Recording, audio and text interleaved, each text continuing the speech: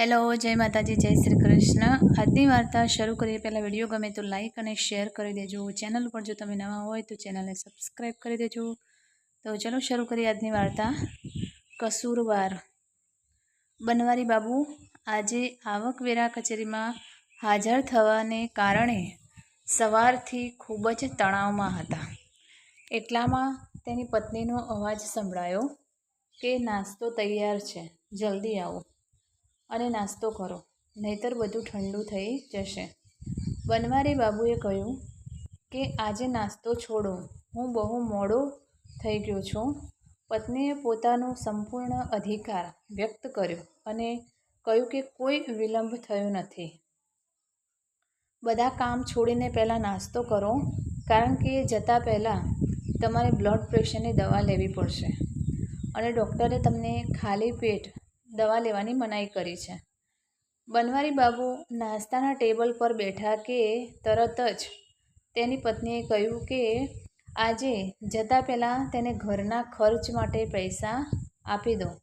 પહેલેથી જ માનસિક રીતે અસ્વસ્થ બની ગયેલા बनवारी બાબુએ તેની પત્નીને કહ્યું કે હજુ દિવસ શરૂ થયો નથી અને તું પૈસા માંગવા લાગી છે। મેં તને ઘણી વખત સમજાવ્યું છે કે સવારે નોકરીએ જતી વખતે તારે મારી પાસેથી પૈસા ન માંગવા। પત્ની સામે જોયા વગર જ તેણે કહ્યું કે ગઈકાલે સાંજે મેં પૈસા માંગ્યા હતા, ત્યારે તે સમયે તમે કહેતા હતા કે હું આખો દિવસ કામ કરીને થાકી ગયો છું અને ઘરે આવતાની સાથે જ પૈસા માંગવા લાગ્યો હતો।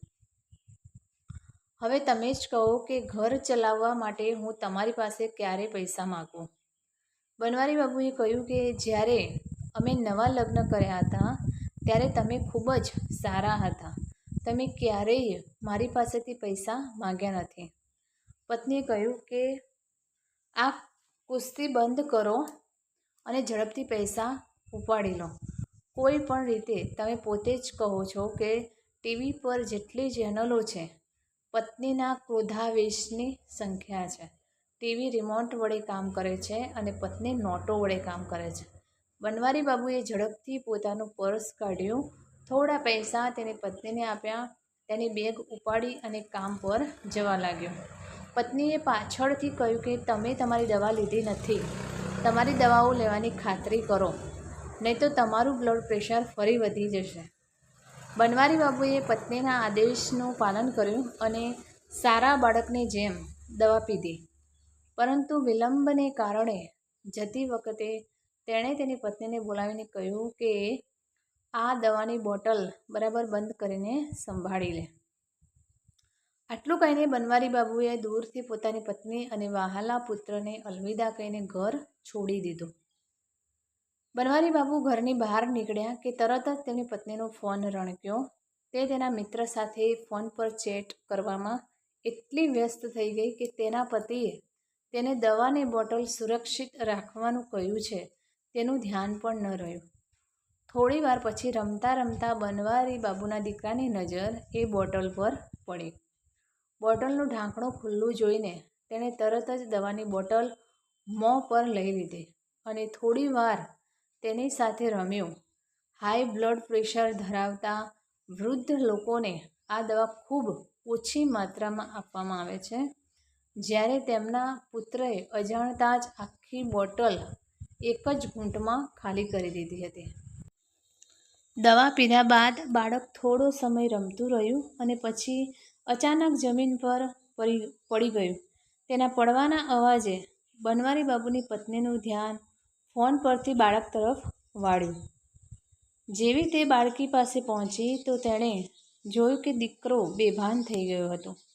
એક ક્ષણનો પણ વિલંબ કર્યા વિના તે તેના બાળકને લઈને નજીકની હોસ્પિટલમાં ગઈ।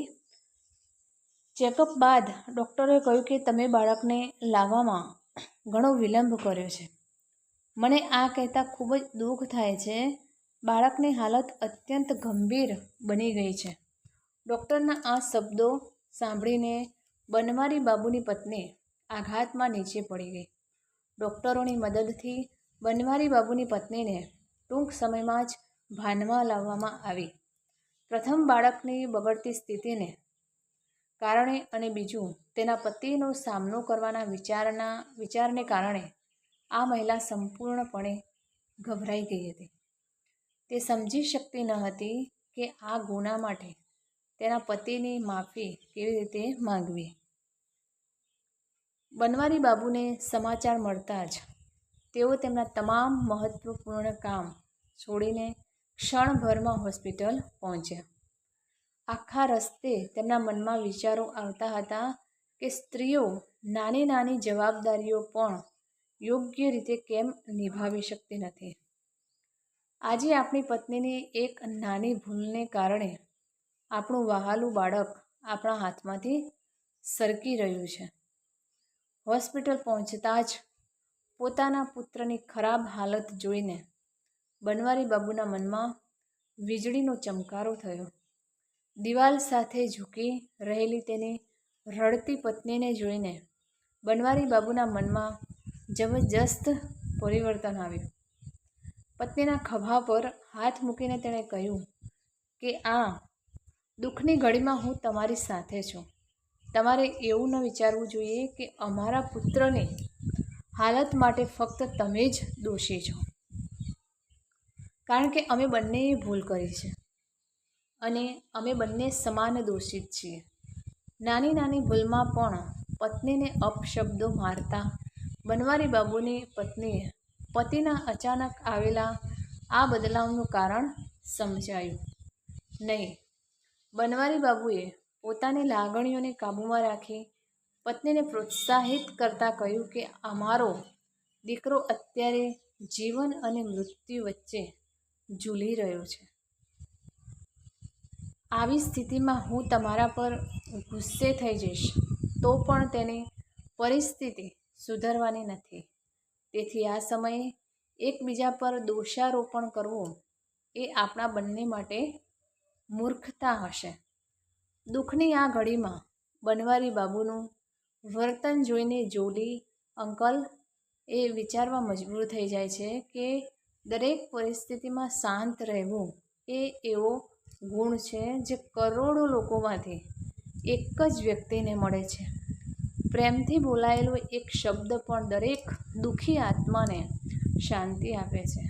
આજે જો દરેક વ્યક્તિ બનવારી બાબુની જેમ દરેક સંજોગોમાં પોતાનું મન સ્થિર રાખવાનું અને ધીરજ રાખવાનું શીખી લે તો ફરી ક્યારેય કોઈને દોષિત ઠહેરવાની જરૂર નહીં પડે. જો તમે નિર્ણય લેવામાં અસમર્થ છો તો ફક્ત તમારા આત્માનો અવાજ સાંભળો. તો મિત્રો, આ કહાની તમને કેવી લાગી તે કોમેન્ટ કરીને જણાવશો અને વિડીયો પસંદ આવ્યો હોય તો લાઈક અને શેર કરજો તથા ચેનલ પર નવા હોય તો ચેનલને સબસ્ક્રાઈબ કરી દેજો. ફરીથી મળીશું આવા જ એક નવા વિડીયો સાથે, નવી વાર્તા સાથે. ત્યાં સુધી નમસ્તે, જય માતાજી, જય શ્રી કૃષ્ણ, હર હર મહાદેવ. Thanks for watching.